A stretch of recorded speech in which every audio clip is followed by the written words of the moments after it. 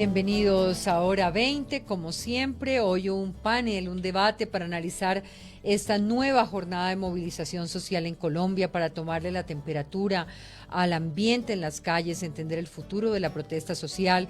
Daremos una mirada a los logros de la movilización, a la respuesta del gobierno, a la difícil situación en materia sanitaria que viven ciudades como Bogotá. También una mirada a los recientes anuncios sobre un diálogo entre el gobierno y la guerrilla del ELN y el papel del expresidente Uribe, la figura del comisionado de paz en todos estos procesos. Gracias por estar con nosotros, Fernando Quijano, director de La República. Muy buenas noches. Muy buenas noches, Diana, a la audiencia y a los compañeros panelistas. Y además, con esta visión también del foco económico, ha realizado usted 50 historias que quiero que le cuente a los oyentes, 50 historias muy importantes de cómo se han visto afectados emprendedores, negocios, con todo lo que nos ha ocurrido. Sí, Diana, es verdad, mira que la economía realmente ha soportado dos choques inimaginables, y sobre todo personas que habían apostado por ser emprendedores, por hacer empresa, por montar negocios. El primer choque pues tiene que ver con la pandemia, que no solamente les sembró un manto de incertidumbre por casi año y medio, sino que los obligó a cierres y a despedir personas. Las ayudas del gobierno llegaron, pero no fueron suficientes para reponerse. Y cuando todo parecía mejorar, cuando todo parecía que iba a volver a la normalidad, llegaron las manifestaciones que por sí solas quizá no son problema. El problema es el vandalismo y los cierres que esto trae como consecuencia. Pues son 50 historias de casi 200, 2 centenares de historias de empresarios, de emprendedores del sector hostelero, de la construcción, del entretenimiento, de muchas personas que han visto cómo se frustran sus sueños. Pero ¿sabe, Diana, cuál es la moraleja? Que el emprendedor colombiano tiene un gran espíritu emprendedor y que ese espíritu no se ha perdido. Muy bien. Gracias, Fernando. Isabel Cristina Jaramillo, abogada, profesora, columnista, gracias por acompañarnos esta noche, como siempre. Buenas noches, Diana, mil gracias. Buenas noches a quienes nos acompañan y a los compañeros del panel. Un placer. Representante de Cambio Radical, José Daniel López, buenas noches. Diana, buenas noches. Un saludo a mis compañeros de panel y a los oyentes. Gracias por la invitación. Miguel Uribe, abogado, exsecretario de Gobierno, es candidato a la alcaldía. ¿Cómo le va? Hola Diana, un saludo muy especial para ti, Isabel Cristina, José Daniel y Fernando, y por supuesto a los oyentes. Gracias por la invitación, Diana. Pues desde Mitú hasta Riohacha se sintió la tercera jornada de movilización social y el día 14 del paro nacional, una jornada que congregó a miles y miles de personas, que transcurrió en forma pacífica. Se consolidó una vez más la resistencia y el peso que tiene el paro nacional, una jornada en la que las vías concurridas y las plazas llenas de personas y de cultura fueron protagonistas esta vez, como la música, las arengas, los instrumentos musicales, aunque ya en horas de la noche hemos tenido enfrentamientos muy delicados en todas las estaciones, sobre todo del Servicio Público de Transporte, enfrentamientos con el SMAT de la policía en diferentes lugares, con unas 514 actividades y la presencia de unos 140.000 policías a lo largo de la noche en todo el país. Salieron a la calle todos los sectores. De otro lado, el presidente Duque, durante una reunión con jóvenes, expresó que es injusto señalar al que se expresa pacíficamente. Recalcó que no se debe generalizar el comportamiento de los policías. También generó eco de las palabras del presidente de la Comisión de la Verdad, el padre Francisco Berrú en Cali, pues le dijo a los manifestantes que no dejen tomar el camino de la violencia. Todavía no hay suficientes reconocimientos de los abusos de la fuerza pública en el país. Estos días de tensiones empiezan a dejar ya resultados. El Ministerio de Hacienda señaló que los 14 días del paro le han costado 6 billones de pesos al país. En Buenaventura, por donde se mueve el 35% del comercio, se está a punto de alcanzar la capacidad máxima de almacenamiento. En Bogotá empieza a preocupar la situación de la pandemia. Obviamente el ministro de Salud ha dicho que la ocupación de UCI es cercana al 100%, que se mantienen 500 pacientes en espera el distrito anuncia que hay una capacidad reducida y empieza a trasladar pacientes a otras ciudades. Así que un balance general. Empiezo por Isabel Cristina, de esta tercera jornada de protestas en el país. ¿Qué lectura hace de lo que hoy vio, de cómo hoy se comportó esta resistencia en las calles? Pues estamos en unas movilizaciones masivas. Uno pensaría que después de 2 semanas y que con todos los efectos que ha tenido las movilizaciones, digamos, habría menos respaldo, menos apoyo. Pero creo que también son unas movilizaciones que muestran un aprendizaje de lado y lado, ¿cierto?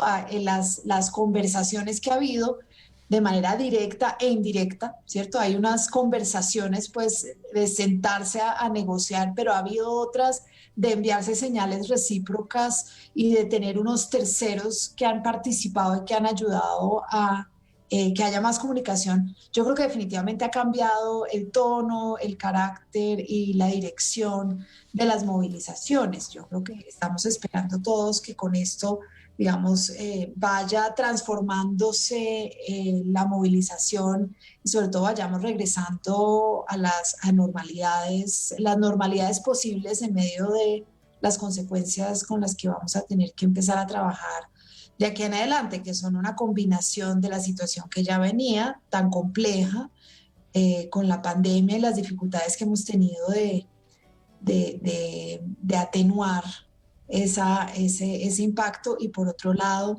pues los mismos daños y costos de los que usted habla, que también pues van a ser parte de lo que tenemos que resolver en los días por venir. Pero yo rescataría mucho como el aprendizaje de parte y parte. Hemos visto, digamos, no tan rápido como muchos quisiéramos, ¿no? Porque 2 semanas es un tiempo muy largo, pero yo creo que ha sido significativo, ha sido importante y ha sido un muy buen signo.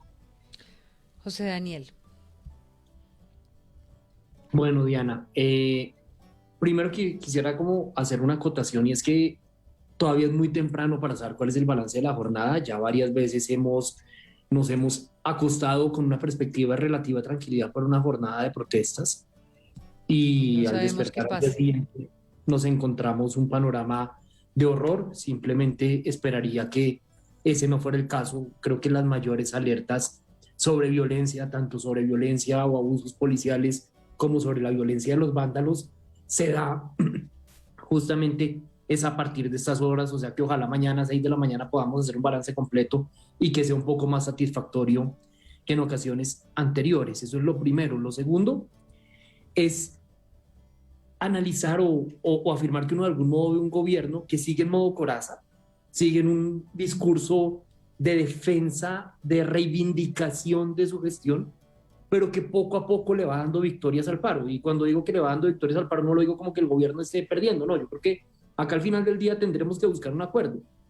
Y creo que decisiones como la de retirar la reforma tributaria en la que insistimos tanto, la salida del exministro Carrasquilla, el anuncio sobre la gratuidad en la educación superior, que de algún modo ya venía previsto el proyecto de reforma tributaria, pero hicieron un anuncio aún sin tributaria, deben de algún modo entender que hay un gobierno que, con todo y su enorme debilidad y su falta de manejo de este tipo de crisis, está tratando de minarle terreno al paro. Y por otro lado tenemos una posición muy compleja, y es el paro. Y Diana, ¿qué es el paro? ¿Quiénes son el paro? Acá tenemos de algún modo, desde nuestra formación Sí, clásica. yo le iba a preguntar, que usted decía esta semana que el mismo paro rebasó hace rato lo que es el comité. ¿A eso se refiere? Sí, Diana, Eso me porque pareció muy importante. los colombianos guardamos la esperanza de algún modo de una negociación convencional, como cuando hay una huelga en una empresa, en donde se sienta el gobierno, en este caso con el comité del paro, se ponen de acuerdo y se levanta la huelga. Yo no creo que el comité del paro, número uno, represente sustancialmente al paro.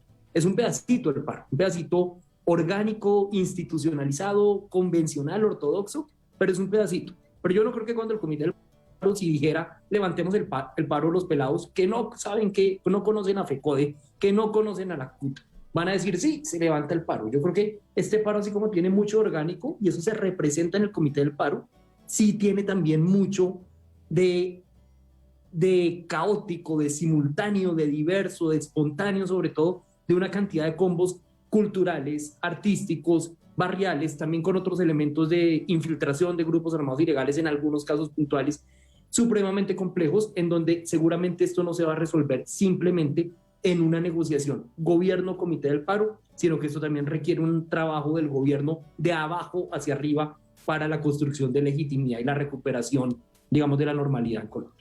Ahora vamos a profundizar sobre eso porque anoche también tocábamos un poquito ese tema y es si esto no está visibilizando nuevamente que hay liderazgos caducos de parte y parte, liderazgos que no son y que ahí se dan unos diálogos y unas cosas, pero que se dejan por fuera, incluso el intento de descubrir nuevas voces que puedan generar la reconstrucción del saber negociar, de acercarse con nuevas formas de negociación a otros.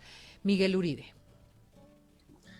Bueno, Diana, yo coincido con José Daniel en que el balance del paro o de esta jornada particular se debe hacer mañana. Ahí hubo algunos conatos de disturbios en algunas ciudades, algunos altercados.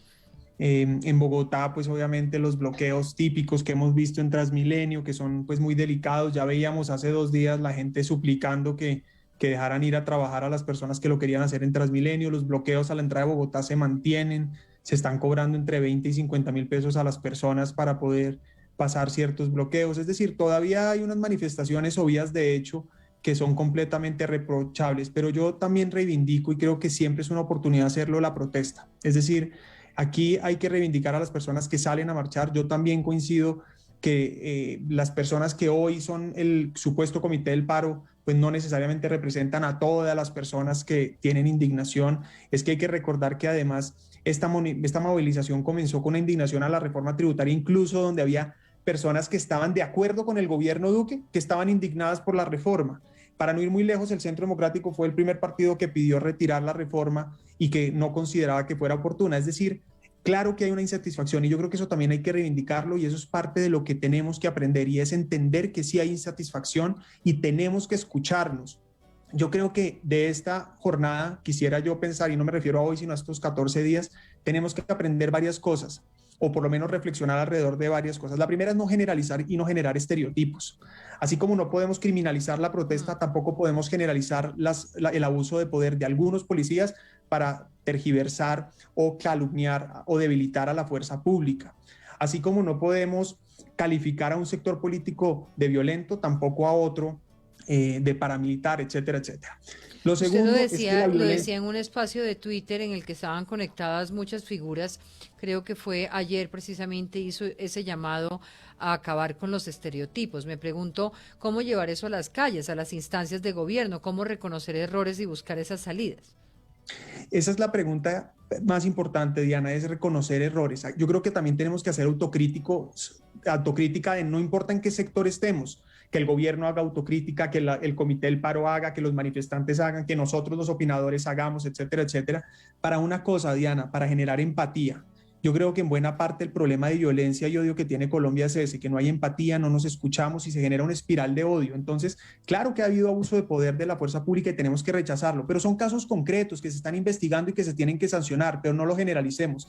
Claro que ha habido violentos que salen a destruir, a vandalizar, pero son esos los violentos a los que les tenemos que caer con el peso de la ley y no a la movilización pacífica. Lo segundo es el rechazo a la violencia. Mire usted que ayer lo hablábamos, pero aquí, y yo creo que todos coincidimos, la violencia tiene que unirnos, es decir, la lucha contra la violencia nos tiene que unir, porque la violencia es el mayor obstáculo a un país con derechos humanos, con libertad y con democracia. Donde hay violencia, no hay ninguno de los anteriores. Y yo creo que eso nos tiene que unir. Y finalmente, reivindicar la lucha que hoy hay. Ahora voy a aprovechar para hacer algo que le voy a robar al analista Héctor Riveros, y es que de alguna manera él plantea un ejercicio muy interesante y es ¿qué tal si después de algunas preguntas hacemos el intento de mirar cada uno de ustedes desde su discurso, qué le reconoce, qué estaría dispuesto a reconocerle esta noche a otro que ustedes han tratado de convencer con su argumento y que hoy, después de 14 días, serían capaces de decir, yo hoy reconozco que esa persona tenía razón, que ese contradictor mío tenía razón? ¿Qué punto por ejemplo, de la reforma tributaria, José Daniel, hoy, 14 días después, usted diría, yo creo que no fui justo con esto, o cualquier otra cosa? Isabel Cristina también. Usted también, ahora que está hablando de este tema de las violencias, ¿está dispuesto a reconocer qué violencia del Estado, Miguel? Y No, Fernando también, pero lo vamos a hacer ahora. Y otro ejercicio que proponía Jorge Galindo y que yo quiero que sea parte de ahora en adelante de estos debates, en el que cada uno de quienes llegan a estos debates a argumentar su posición, sea capaz de separarse de su posición y decir qué posición del otro le parece valiosa. A ver si desde aquí, desde este grupo tan chiquito, empezamos a construir una manera de preguntarnos todos los días qué reconozco, en qué tiene razón el otro con el que yo me confronto. Pero también una pregunta que Jorge Galindo planteaba en el programa de anoche, y es, ¿a qué estoy dispuesta a renunciar en aras de construir un nuevo pacto social? Porque nos la pasamos mucho tiempo argumentando desde lo que creemos y pocas veces diciendo nosotros también qué estaríamos dispuestos a dar. Fernando Quijano, Miguel. Perdón, sí, ahora cuando nos pongas a responder eso lo haremos con gusto, pero quería terminar con esto. Yo creo que en lo que venía diciendo de no estereotipos, no generalizaciones, empatía, no violencia, hay un tema fundamental y es la defensa a las instituciones en el marco de la ley y de los derechos humanos. Es muy importante tener unas Fuerzas Armadas oportunas, eficientes, que cumplan su deber y los tenemos que respaldar en el marco de los derechos humanos, porque si no también corremos el riesgo a que los ciudadanos se armen, como hemos visto en algunos eventos, que eso pues es evidente que es rechazable en cualquier circunstancia. Entonces es fundamental respaldar las instituciones en el marco de la ley. Y por último, yo reconozco una cosa que lo diré nuevamente cuando nos dé la oportunidad, y es, hoy necesitamos, en estos problemas históricos que todos entendemos, que son soluciones que no pueden ser inmediatas, pero que tenemos que empezar ya, una respuesta estructural: 1, a la desigualdad; 2, a la pobreza; 3, a la corrupción. Y ojo a esto, la gente sale a marchar porque quiere un mejor futuro. Eso no lo podemos perder de vista. La gente sale a marchar a las calles porque quiere oportunidades, y yo invito a que nos unamos a generar un país con oportunidades. Creo que eso no tiene color político. Empiezo por preguntarle a usted mismo, ¿qué le reconoce a Claudia? ¿En qué tanto que la critica y que la ha criticado en diferentes escenarios, hoy qué está dispuesto a decir tenía razón? No, yo tengo clarísimo en qué ha hecho bien. ¿Sabe qué me ha gustado de Claudia? La integración regional. No que le ha gustado. En Bueno, algo ¿qué ha hecho bien? que en algo que usted haya dicho que se estaba equivocando y que hoy usted reconozca que hizo bien. ¿Quiere pensarlo un poquito? Sí, me toca pensarlo. Si quiere, le reconozco cosas que creo que ha hecho bien. No sé en cosas que yo haya dicho. Eso es muy fácil. Eso es muy fácil. Bueno. Fernando Quijano. Sabe que escuchando estos debates tan oportunos, Diana, y obviamente este foro económico social que se convirtió desde hace mucho tiempo, Hora 20, que unas cosas son los discursos desde Bogotá y otros son los discursos de la región. ¿A qué me refiero? La protesta social que nos embarga, que padece el país desde hace 12 días, 13 días, ha ido mutando de un florero de Llorente, de una gota que colmó la copa, que se llamaba reforma tributaria. La reforma tributaria, ellos la hicieron ambiciosa, y me refiero al equipo económico del gobierno, la hicieron ambiciosa, pero midieron mal las fuerzas. Todo el mundo decía 26 billones no los van a sacar ni locos, pero ellos decían, mire, nos tragamos estos sapos, la radicamos, esperamos un poquito la protesta social y finalmente pues la discutimos en el Congreso. Para eso es el Congreso. De hecho, los grandes olvidados de este debate, Diana, los grandes, ¿alguien sabe dónde está el presidente del Congreso? Bueno, pero eso es otro debate. Y entonces ha ido mutando de la reforma tributaria a la renuncia, al retiro del proyecto de ley el fin de semana del presidente, a la renuncia porque renunció el equipo económico de Colombia, pero al final se quitaron unos y nomás le dejaron solo a Alberto Carrasquilla en su cruzada, y era lo lógico que renunciara. Y luego viene el tema Cali. Mire que ha ido mutando: reforma tributaria, retiro del proyecto, renuncia al ministro, Cali. Y lo de Cali es el epicentro del suroccidente colombiano. Es el crónico olvido del Pacífico colombiano y el crónico olvido de la sociedad caleña en particular, de lo que es el departamento del Cauca. Y a eso que se ha ido calmando, pues obviamente el fin de semana pasado las cosas se pusieron feas y como que amainó, pero el epicentro estaba en Cali. Ahora viene una protesta que obviamente es temprano para hacerle el balance y como se decía anteriormente, hay una cantidad de colectivos culturales, una cantidad de estudiantes y el presidente Duque hay que reconocerle que se la está jugando en respuestas y puso algo que tenía en la reforma tributaria, por Dios, que la matrícula en las universidades públicas y los institutos iba a ser gratuito. Les tiró esa ficha que estaba en la reforma tributaria, que vale 700 mil millones al año, y lo sacó adelante. Entonces uno ve hoy y mañana seguramente, y hasta los días que se quieran extender, que hay una ruptura en la protesta. Si uno pone 4 líderes, realmente, ¿por qué van a protestar? ¿Por el fracking? Contra el COVID? La Minga se retiró a sus territorios como se los recomendó el presidente, se lo recomendó no, como que le sugirió el presidente. Entonces uno ve hoy como que el comité del páramo, del paro, es un comité de los mismos de siempre. Hay unos señores que yo creo que ni se despeinan. Y donde uno dice, ¿dónde está el componente indígena? ¿Dónde está el componente joven? ¿Dónde está el verdadero contestatario para armar unas negociaciones con el gobierno? Entonces yo creo que poco a poco ha ido perdiendo de norte y creo que esto se lo escuché a Gustavo Petro. Dice, mire, la huelga, el paro, la protesta, la calle solamente están convocando a unos jóvenes reaccionarios que bien lo hacen y además motivan cuando lo hacen en paz, pero los elementos son ¿cuáles? ¿Qué hay que tumbar?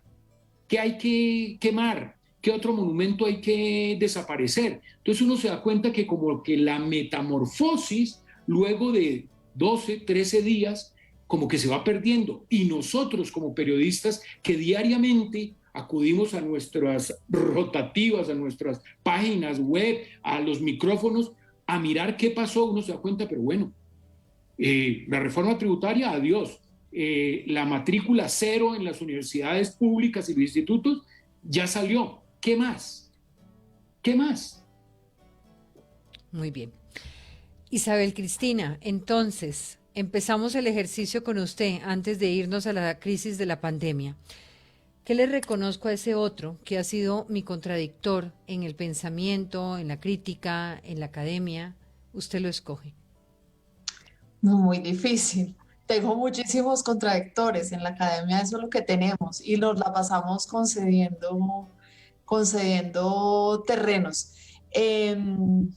Yo diría, pero por ejemplo, una concesión en muchos aspectos, Ilva Miriam Hoyos y yo estamos en orillas opuestas en muchas de las ideas que tenemos, pero yo, por ejemplo, le he reconocido siempre que ha hecho un trabajo muy importante por proteger los derechos de las mujeres y documentarlos cuando fue procuradora delegada. Estoy en desacuerdo en muchas otras cosas que tenía.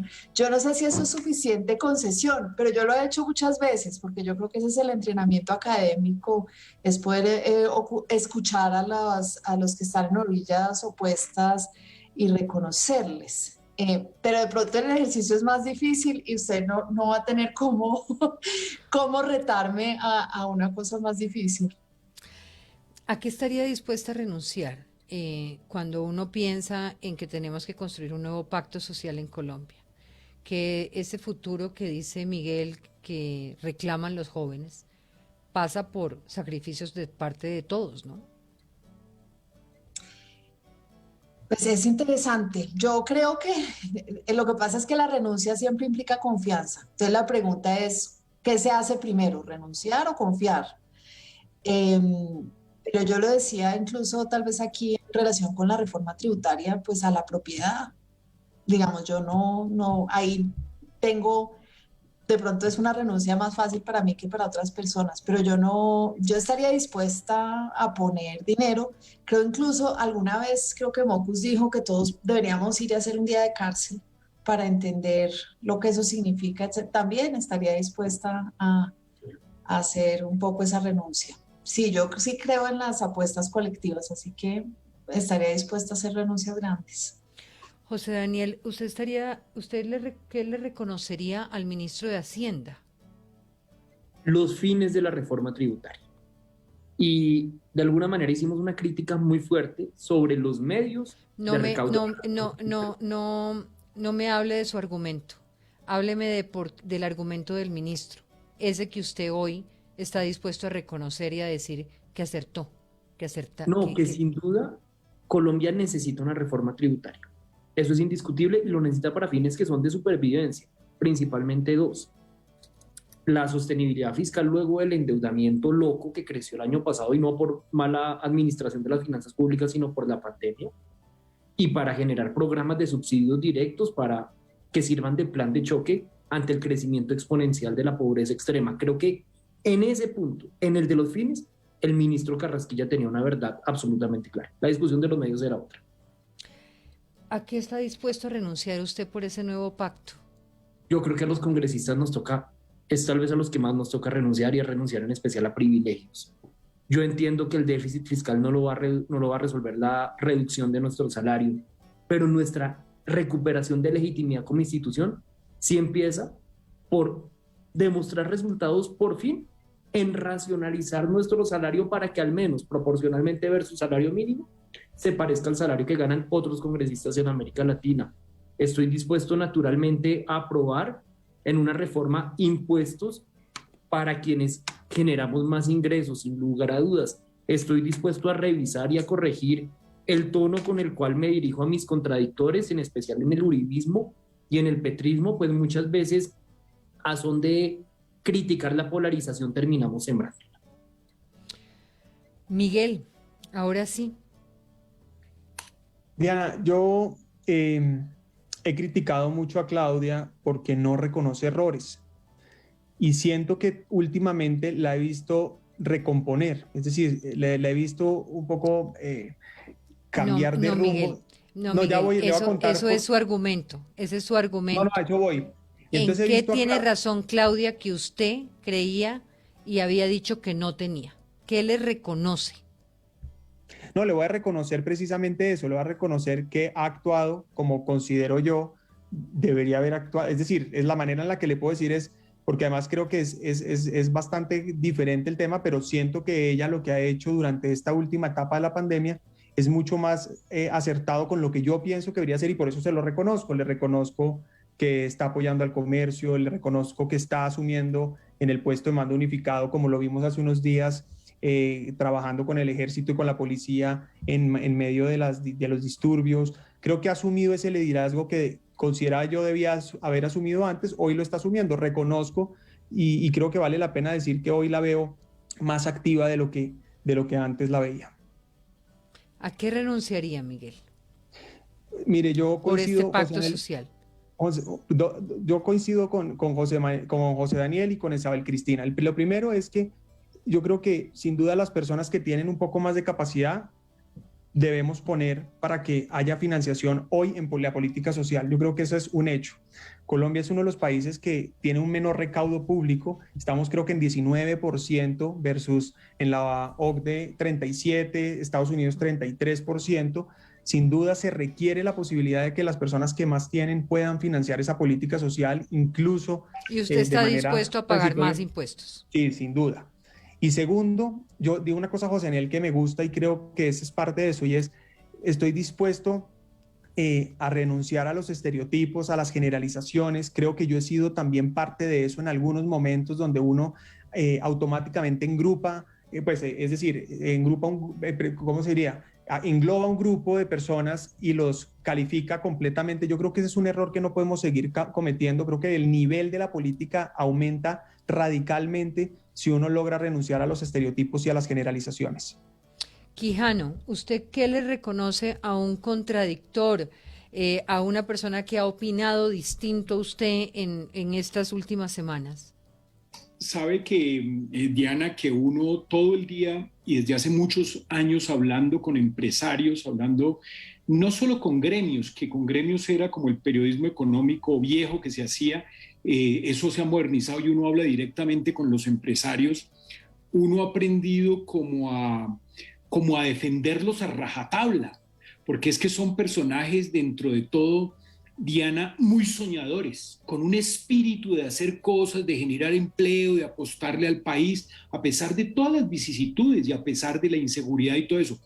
Y cuando uno toma parte del lado de los empresarios, de la economía de mercado, de la propiedad privada, pues uno simplemente estigmatiza cualquier movimiento que atente contra ese credo, pero es un credo como en términos académicos, como de la práctica, como del campo, como del trabajo de campo. Y entonces uno se va al lance en ristre, por ejemplo, a mí me pareció horroroso lo que pasó en Cali y obviamente uno fija posiciones en contra de lo que sucedió en Cali, pero hablando con alguien decía, ¿sabe que esto es bueno para Cali?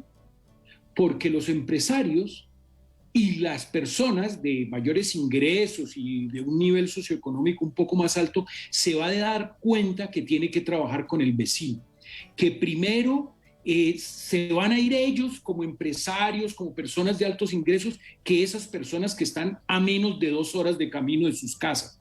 Y esto es un punto de ruptura para el Valle del Cauca. ¿Y usted le reconoce a esos marchantes hoy que tenían razón? No tanto que tenían razón en sus formas, pero que crean un espacio de diálogo. ¿En qué reconoce, en qué les reconoce totalmente? ¿Qué está dispuesto a reconocerles? Que lograron, que hoy hablaba con gente de zonas francas en Cali, con 3 personas muy importantes en los negocios del Valle del Cauca, y me decían, mire, tenemos que armar una hoja de ruta para trabajar verdaderamente 365 días del año con mis vecinos, que no son unos señores de allá en unos resguardos de las montañas, sino que están a menos de 2 horas de donde yo vivo bien. Y eso yo no me había dado cuenta. ¿Y a qué estaría dispuesto a renunciar, Fernando, de cara a ese pacto social? No, yo sí creo que uno tiene que ser mucho más incluyente en opiniones de otras personas. Uno cuando de pronto, pues digamos, se ha formado académicamente, tiene experiencia, tal cosa, uno se vuelve excluyente y como que no escucha nada. Cree que sus palabras son las que son y ya. Creo que eso sería una buena renuncia. Oiga, quédese callado y escuche más las personas. Por eso les cedo la palabra, Diana. Es un ejercicio difícil y yo les agradezco profundamente porque yo me lo estoy haciendo antes de planteárselos a ustedes y espero poder también ser capaz de reconocerle a otro. Lo que pasa es que en este ejercicio mío, pues yo les tengo que reconocer a ustedes todas las noches sus puntos de vista, pero tengo que buscar a quién reconocerle, encontrar una posición y sobre mis renuncias creo que casi todas, pero tengo también que pensarlas y ser responsable en el momento en que así lo diga. Sigamos con este debate y hablemos un poquito de la pandemia antes de entrar a un artículo del New York Times. Y con respecto a la movilización social, se ha presentado pues esta situación de pandemia en Bogotá. Debe primar ¿qué en este momento? O sea, ya aquí no podemos hablar más de confinamientos, no tendría mayor sentido absolutamente nada, pero digamos como Estado, como política pública y como liderazgos regionales y nacionales, ¿qué puede hacer una ciudad cuando tiene el 100% de sus UCIs llenas, cuando estamos enfrentando una realidad como esta?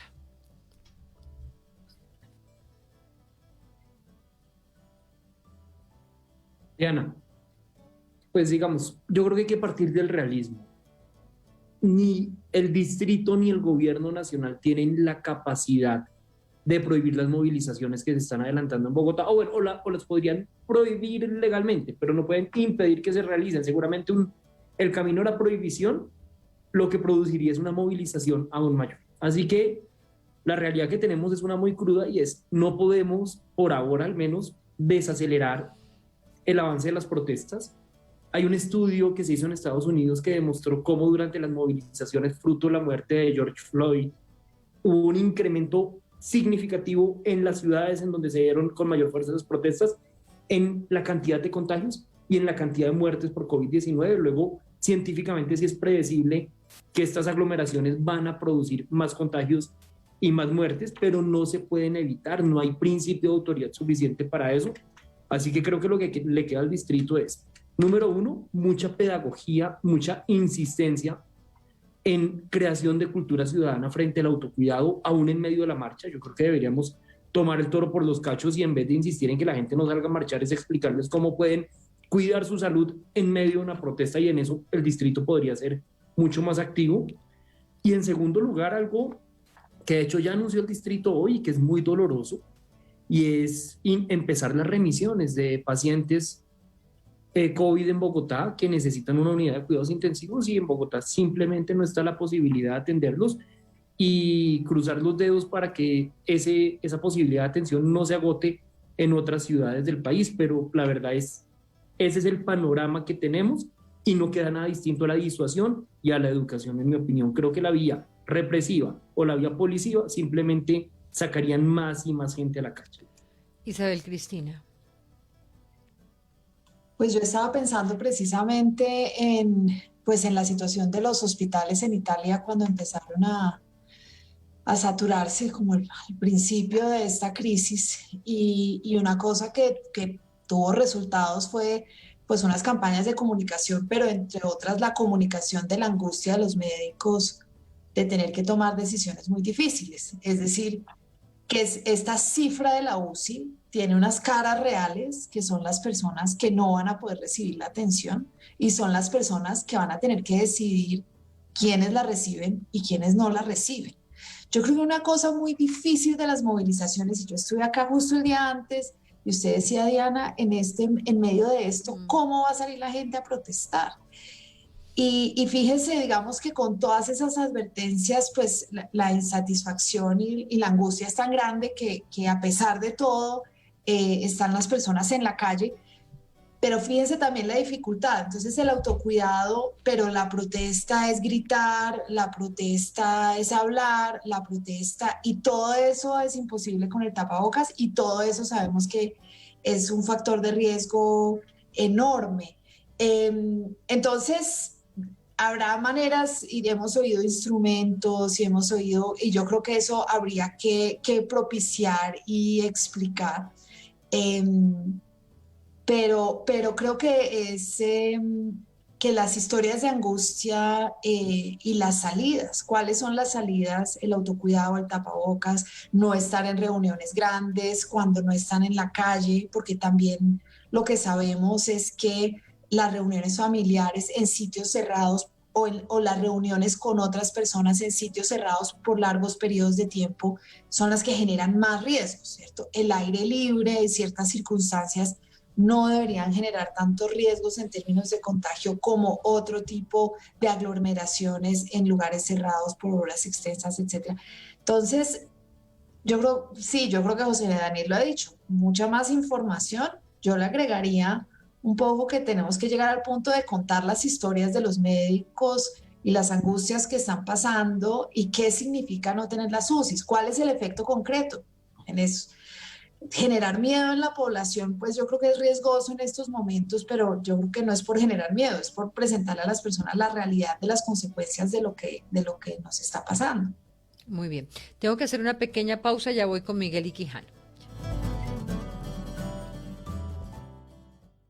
Mielter Tos, diga no, no, no a la tos con Mielter Tos, con totumo, sauco, eucalipto, miel y propóleo. En Caracol Radio son las 8:31 p.m.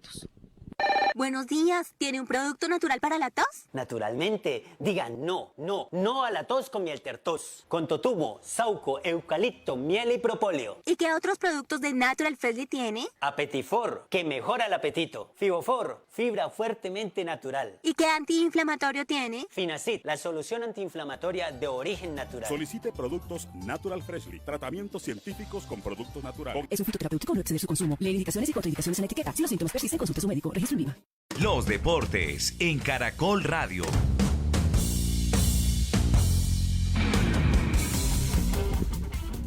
8:32 p.m. Estamos pendientes de la situación que se vive en la ciudad de Pereira con el partido entre Atlético Nacional y Nacional de Uruguay, porque por temas de orden público hasta ahora no hay seguridad de que este partido se dispute a las 9 de la noche. Vamos con Pacho Benítez a la ciudad de Pereira. Pacho, ¿y qué se sabe hasta este momento sobre este partido?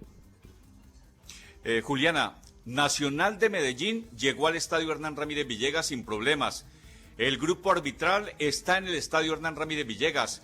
Los delegados y oficiales de la Conmebol están en el estadio Hernán Ramírez Villegas. Las autoridades de Pereira le están brindando toda la posibilidad para que Nacional del Uruguay, que está al otro extremo de la ciudad, en uno de los hoteles, llegue hasta el estadio. Sin embargo, ellos se niegan realmente a tomar el bus que la organización les ha proporcionado.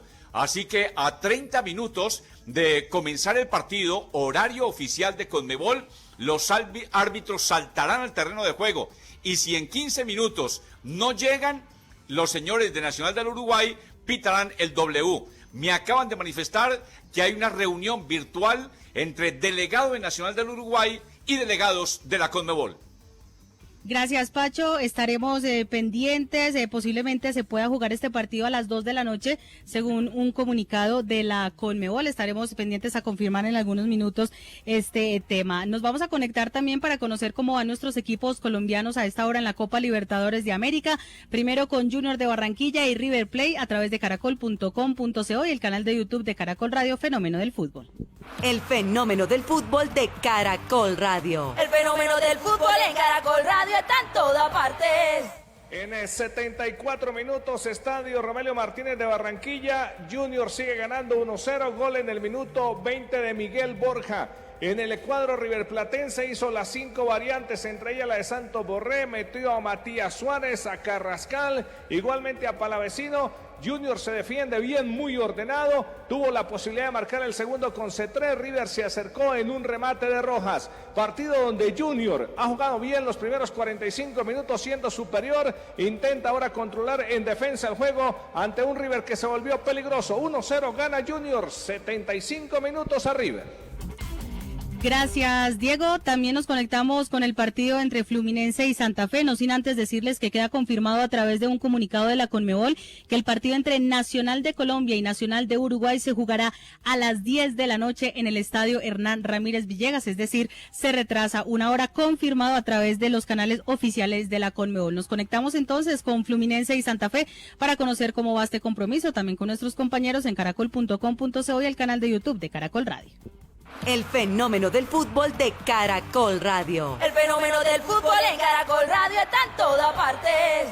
79 minutos en el estadio Maracaná de Río de Janeiro. Lamentablemente cae Independiente Santa Fe 2-1 ante Fluminense. Lo empezó ganando a los 58 minutos con gol de Gerson González. En la siguiente jugada, minuto 60, lo empató Fred y acaba de hacer minuto 77 el segundo paulista para el triunfo de Fluminense, casi que sentenciando la eliminación de Independiente Santa Fe en esta Libertadores de América. Exigimos el retiro de la reforma a la salud y de los proyectos que atentan contra los derechos de los colombianos.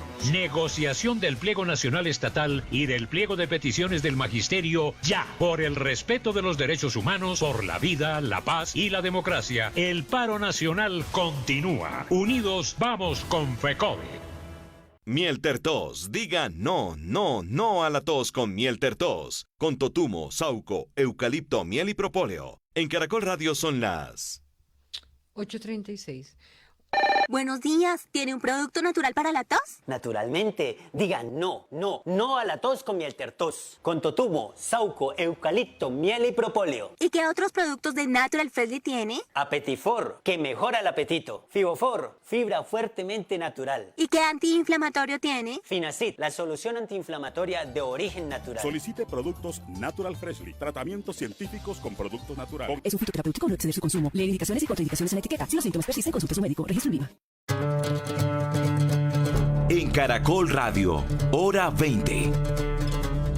Estamos con Fernando Quijano, José Daniel López, Miguel Uribe, Isabel Cristina Jaramillo, y que nos faltaba una pregunta sobre toda esa situación de UCI 100% en Bogotá, para pasar luego a lo que ha dicho hoy el New York Times. Fernando, Miguel. Sabe que Le comento brevemente una nota ahora que se refiere al New York Times, Diana, y es una nota que sale hoy en el Wall Street Journal, que dice, toma el ejemplo de Cali, me dice que es una ciudad de 2,2 millones de habitantes que explotó como consecuencia de las secuelas que ha dejado la pandemia en las economías emergentes, y que ese es un caso que hay que ponerle cuidado. Obviamente ellos no asocian mucho con la protesta ciudadana, sino con esa esquizofrenia, con esa locura que se hereda de la pandemia, con la crisis, pues que es una economía en recesión, es un desempleo joven del 26%, es un desempleo general del 15%, y la economía como tal, el viernes entregan el resultado del Producto Interno Bruto y seguramente no vamos a estar en terreno positivo. Entonces yo sí creo que detrás de muchas cosas sanitarias vienen unas cosas peores, que es la angustia económica y de mucho joven que se siente sin esperanza y con mucha incertidumbre.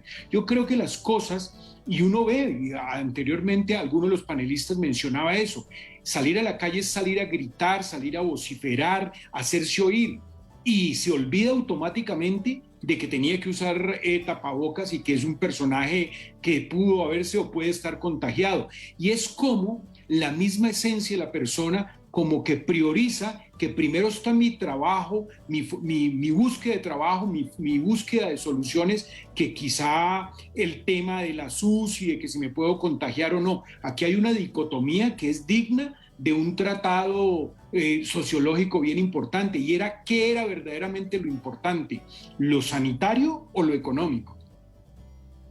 Miguel. Ahora que termina Fernando con esa pregunta, yo pues doy mi opinión rápido, y es que yo creo que es un falso dilema, ¿no? Es un completo falso dilema decir que salud o economía, o trabajo y salud. Finalmente ha quedado claro que las dos eran fundamentales para cada una de las familias colombianas. Pero mira, yo diría lo siguiente para agregar cosas nuevas. Lo primero es que lo que para mí, a mi juicio, ha generado en Bogotá mayor contagio, mayor dificultad de manejo del COVID en esta última etapa son las vías de hecho y los bloqueos, particularmente Transmilenio. Porque pues es evidente ya lo que dijo José Daniel sobre las aglomeraciones, sobre las convocatorias, sobre las marchas, pero se nos olvida que Transmilenio sigue funcionando. Y cada vez que bloquean Transmilenio, hay congestión en los buses, hay congestión en los portales, hay congestión en las entradas. Vemos las estaciones a rebosar en la mitad de estos paros, la gente devolviéndose en los buses llenos hasta que no le cabe nadie. Es ahí donde estamos empezando a tener un foco de contagio gigantesco y gravísimo. Ustedes recordarán que buena parte del comienzo de la pandemia se decía hay que mantener los niveles de ocupación de Transmilenio bajos, la ocupación no, la capacidad controlada. Hoy no hay ningún tipo de control, ninguno. Y por supuesto, en buena parte falla, yo diría ahí, es la autoridad en contra de las vías de hecho. Es decir, las vías de hecho no son tolerables, los bloqueos no se pueden permitir, menos cuando afectan a la mayoría de la gente que más lo necesita, que menos ingresos tiene y que quiere ir a trabajar. Ese es un primer punto. Y lo segundo, coincido en y es cultura ciudadana. Nosotros tenemos que cuidarnos después de un año ya, así no nos lo haya enseñado ni la alcaldesa, ni el gobernador, ni el presidente, ni aquí, ni en otro departamento. Ya yo creo que es importante que nos cuidemos por cuenta de nosotros. Sabemos que tenemos que lavarnos las manos, usar el tapabocas, mantener el distanciamiento social. Creo que cultura ciudadana es fundamental. Con o sin marchas es fundamental. Este es un virus que a uno le puede dar sin duda en un solo segundo, en un descuido. Pero entre más nos cuidemos depende de nosotros. Es decir, si nosotros nos cuidamos, tenemos un riesgo muy bajo y un chance grande de protegernos. Así que estoy convencido que la nueva etapa de este virus es avanzar rápido con la vacunación y, por supuesto, cuidarnos a nosotros mismos. Me gustaría entrar al análisis que hacen los medios de cómo nos ven desde afuera. El New York Times publicó un artículo en que de alguna manera señala que la policía, después de la paz con las FARC, ahora tiene un nuevo enemigo y encontró un nuevo frente en el cual para ellos es la protesta social, como un nuevo frente de batalla. Guardian titulaba Cali es una cabina de caos, mientras las protestas en Colombia amenazan con desbordarse. El País, nuestro diario hermano de la cadena Prisa, titulaba Racismo y clasismo, una herida que sangra en las protestas de Colombia. una opinión de ustedes sobre esa mirada que nos hacen desde afuera y que nos obliga a hacer un análisis. Por ejemplo, frente a la lectura que hace el New York Times, ¿encontró la policía, luego de la paz con las FARC, un nuevo frente de batalla en la protesta social? Isabel. Pues es hasta una forma rara de ponerlo, porque la policía lleva años de entrenamiento en temas de derechos humanos y como garante de las libertades de los civiles. Entonces, no parece, ¿no? El frente de la policía no era el frente de la lucha contra las FARC. Entonces, yo esa interpretación no la he tenido. Yo sí creo que hay un sobredimensionamiento en el cubrimiento de la brutalidad policial, y que las cifras pues son horrorosas, tenebrosas, las de la policía como aliadas con civiles y encubriendo civiles, y algunos videos que han aparecido, etcétera, pues son muy preocupantes. Pero las dimensiones de esto, si se comparan con otros países y otros lugares, son muy distintas. Yo creo que aquí tenemos unos aprendizajes históricos, de nuevo, en medio del horror y lo terrible que ha sido. En la policía hay unos aprendizajes que habría que tener cuidado con esa forma en la que algunos medios internacionales lo están presentando. A mí me han llamado de todas partes, ¿no? Como, qué terrible la policía. Yo pensé, pero pues qué raro. Claro, porque las fotos que están circulando en los medios, pues con razón, porque unas protestas de estudiantes están recibiendo unas reacciones un poco desmesuradas, pero cuando se miran los datos concretos, esas fotos son solo una parte de lo que está pasando y no es la mayoría de lo que está pasando, etcétera. Creo que ya varios lo han dicho algo en ese sentido. Entonces yo creo que en ese cubrimiento, ahora lo del clasismo y el racismo sí me parece que es evidente y es una cultura más cercana de la que, pues lo que uno ve en las calles y lo que uno siente que está pasando y está motivando mucho de lo que está pasando, sí. José Daniel. Diana, no, lo primero, digamos, es decir que a mí me parece, entendiendo que, digamos, dimensiones de abuso policial mucho mayores en otros países, las cifras que, por ejemplo, revela la Defensoría del Pueblo son aterradoras. Estamos hablando de 42 civiles que han fallecido en el marco de las protestas. Eso no podemos, digamos, automáticamente endilgarlo a abuso policial. Hay que esclarecer las razones de esas muertes, pero sin duda sí está una sensación generalizada, sustentada en múltiples videos, en múltiples testimonios, que unidades de la Policía Nacional están cometiendo abusos reiterados y sistemáticos contra la población civil. ¿Que eso implica que toda la Policía Nacional, que toda, esté cometiendo abusos? No. ¿Que esto implica que sea una directriz del mando de la Policía Nacional? No creo. Pero sí es tan reiterado, y cuando uno lo junta con experiencias pasadas de otras movilizaciones sociales, uno sí tiene que entender que nuestra policía está teniendo un problema muy serio con el tema de derechos humanos y protesta social. Y ahí creo que es donde el artículo del New York Times se vuelve muy importante. Claro. Yo creo que Miguel, que fue secretario de gobierno de Bogotá, nos puede dar unas luces muy importantes en este tema. Él tiene más experiencia práctica en este terreno, pero por ejemplo se cita una frase del general Naranjo, que fue comandante de la Policía Nacional, donde dice, oiga, esta es una policía que en su ADN tiene la confrontación de las guerrillas. No, digamos, obviamente el ESMAD sí lo tiene, pero la policía en general no tiene en su corazón la atención de la protesta social. Y sí es evidente que acá hay unos temas de reforma a la policía que son necesarios. Y de interiorización de la nueva realidad. Exacto, de reclutamiento, de formación, en donde cuando ya hay prácticas tan reiteradas, tan repetitivas, y pasa cada vez que hay una protesta social, pues sí debemos entender que aunque ese fenómeno no compromete la totalidad de la institución, sí hay un problema que ya tiene unos patrones de sistematicidad enormes. Miguel. Bueno, Diana, varias cosas. Lo primero es que yo no coincido con ese titular. Me parece bastante injusto. Me parece que desconoce la realidad colombiana. tildar que la policía es el enemigo, más bien que la protesta social es la enemiga de la policía o viceversa, creo que es profundamente injusto.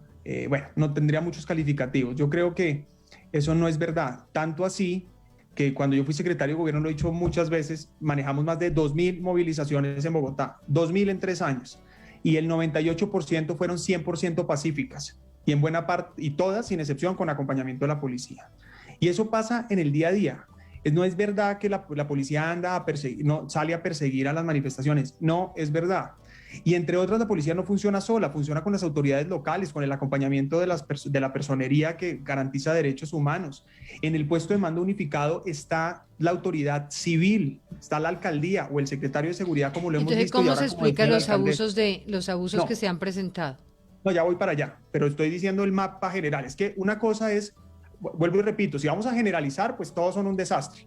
Pero si vamos a tener el mapa claro, yo creo que la policía hoy es una institución. En Colombia, particularmente, las Fuerzas Armadas han sido históricamente democráticas y además han hecho un esfuerzo para reinventarse. Ya lo decía Isabel Cristina, han tratado de formarse en materia de derechos humanos. Y yo soy defensor de una fuerza pública que actúe en el marco de los derechos humanos y la Constitución, eso que quede claro, y completamente rechazo un solo abuso, 2, 10, los que hayan de abuso de poder y deben ser sancionados. Ahora, ¿qué creo yo? Que las instancias para sancionarlos existen. Nosotros creamos, por ejemplo, la Mesa de Derechos Humanos y Policía para sancionar esos casos concretos, pero son casos concretos que no se pueden utilizar para desprestigiar generalizándolos. Ahora, ¿qué creo yo? José Daniel dice, es que ha sido sistemático y reiterado. No, yo no creo eso. Yo creo que eso también es injusto. Y yo no entiendo por qué en estos debates siempre ponemos la lupa en los casos de abuso policial, que claro, que hay que ponerlos y hay que rechazarlos. Y cada policía, cada militar que lo haga, que cumpla la sanción que tenga que cumplir, punto. Ya, no sabe, le voy a decir, pero siempre vamos a poner la lupa en los abusos de los derechos humanos. No, ese es nuestro trabajo. Y los derechos humanos de los policías o de los otros ciudadanos, a lo que quiero llegar es... También lo hemos hecho, pero es que entonces, el uniforme tiene un peso muy distinto, ¿no? El uniforme no se vulnera, el uniforme no se deshonra. Bueno, entonces, no, de acuerdo, no, pero en todo hay gente que no cumple la norma y vuelvo y repito, eso lo estamos ya censurando. A lo que voy es, también hay que poner la lupa en los señores que incendian un CAI con policías vivos adentro, a la gente que le tira papas bombas al SMAD, la gente que destruye comercios, que hace perder empleos, que destruye empresas, las personas que destruyen sistemáticamente la infraestructura pública. Es decir, es que aquí estamos también viendo... O sea, su opinión es que los medios internacionales no están viendo con una lupa de sesgo la realidad aquí en Colombia. Pues no sé si los medios internacionales, este titular que usted me acaba de leer, yo no leí ese artículo, pero el titular que usted acaba de decir, porque además le cuento, pues, creo yo, Diana, que además, claro, ha habido casos de abuso policial que hay que censurarlos, pero hay 800 policías heridos, también hay policías muertos. Por ejemplo, lo que estamos viendo, y lo conozco y lo puedo decir con conocimiento de causa, la violencia que estamos viendo tiene entrenamiento militar, tiene armas sofisticadas, es financiada. Es decir, más bien yo diría, el nuevo enemigo de la policía es una guerra urbana. Hace 5 años el ELN fundó el Frente Nacional Urbano para trasladar la guerra del campo a las ciudades. En septiembre del año pasado quedó comprobado que las células urbanas del ELN destruyeron 56 CAIs en Bogotá. Hoy en Cali estamos viendo una unión del Clan del Golfo, disidencias de las FARC, ELN participando y acaban de capturar precisamente al dirigente en el Valle del Cauca, alias Lerma, del ELN, del Frente Urbano. Es decir, aquí lo que estamos viviendo es una confrontación violenta, una guerra urbana que es real, que nada tiene que ver con las movilizaciones. Aquí los bandidos no son los que marchan. Aquí los bandidos son las personas que aprovechan este contexto para destruir, para desestabilizar. Hemos visto videos donde personas se disfrazan de policías precisamente para hacer maldades y que le echen la culpa a las instituciones. Entonces esto es de lado y lado. Ahora, yo lo que creo es que desafortunadamente en un contexto de violencia pasa de todo y por eso rechazo la violencia. Donde hay violencia no puede haber, es imposible que haya derechos humanos. Donde hay violencia no hay democracia y donde hay violencia no hay democracia. Muy corto las dos interpelaciones de ustedes antes de ir con Fernando, que se me acabó el tiempo. Isabel Cristina. Una cosita a mí me preocupa de lo que está señalando Miguel. esta narrativa de la infiltración del paro por la guerrilla, porque parecería que entonces le da la razón al titular en el sentido de deberíamos tener una policía entrenada para detectar las guerrillas en el paro. Entonces ahí hay nos estamos enfrentando entonces aquí a un fenómeno complejo. O lo que tenemos es un enfrentamiento con guerrillas urbanas y la policía debería estar mejor entrenada, que parece ser la posición de algunos, o la posición de los otros, si la policía está pensando que lo que tiene que enfrentar es una guerrilla urbana y lo que hay son unos estudiantes de izquierda, más a la izquierda que la mayoría del país, pero es a la izquierda, entonces tenemos un problema, ¿cierto? Porque estamos persiguiendo con unas herramientas equivocadas una cosa y la otra. No, pero es que Isabel, yo no cuestiono a los estudiantes de izquierda o no izquierda. Ella no está hablando de que usted lo esté cuestionando. Lo que está tratando de entender es que si usted tiene la consideración de que lo que tenemos aquí es una guerra urbana, pues lo que necesitamos es una policía entrenada para enfrentar de otra manera lo que está haciendo. José Daniel. No, rápidamente, y yo suelo estar de acuerdo con Miguel en estos debates, pero en el tema de sistematicidad no estamos de acuerdo.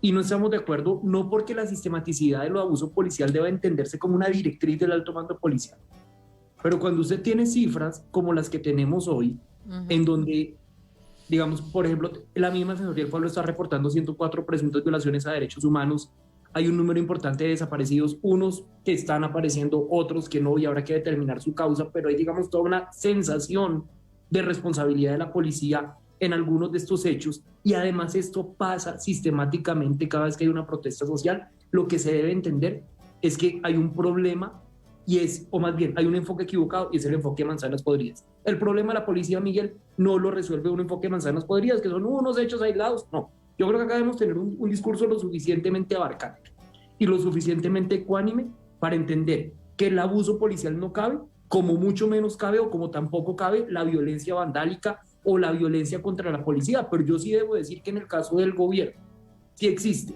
un discurso muy fuerte contra el vandalismo y un silencio reiterado frente al abuso policial. Y acá el acuerdo fundamental debe ser el acuerdo que no admitimos ninguna clase de violencia, venga de donde venga y dirija contra quien se dirija.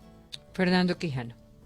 Diana, no es cuestión de medios internacionales. Quienes tenemos conocidos y personas por fuera lo llaman alarmado, porque realmente las imágenes que llegan al mundo, no solamente de redes sociales, sino de corresponsales muy respetables, es lo que nosotros estamos viviendo. Solamente que muchas veces nuestra realidad como que no la vemos, sino que nos alarma solamente cuando gana proporciones. Y una cosa bien importante, mientras el mundo poco a poco recupera la normalidad, usted ve Estados Unidos donde uno se puede vacunar en Nueva York, se puede vacunar en el metro, en Miami lo vacunan en el aeropuerto, ya en España ya va a ingresar público a los estadios. Cuando todo el mundo vuelve a la normalidad, nosotros volvemos a nuestra normalidad, que son las protestas, los paros y el vandalismo. Y eso tiene que ver con una cosa breve y final, Diana, y es lo siguiente. Biden borró a Donald Trump en 100 días con las vacunas. Hizo una estrategia efectiva de vacunas. 1. Netanyahu logró reelegirse e intentar hacer gobierno con las vacunas. Piñera tiene un cambio constitucional y de falta de liderazgo de las instituciones y todo eso, y logró apaciguar los ánimos con las vacunas. Pero aquí nos llegó primero las marchas, el vandalismo, la destrucción, que las vacunas. Gracias a los oyentes, gracias a los panelistas. Mañana, otro debate en Hora 20.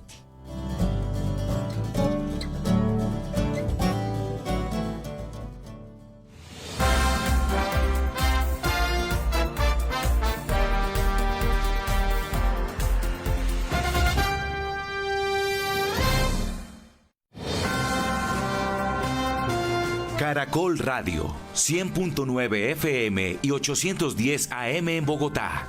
Caracol Radio, más compañía.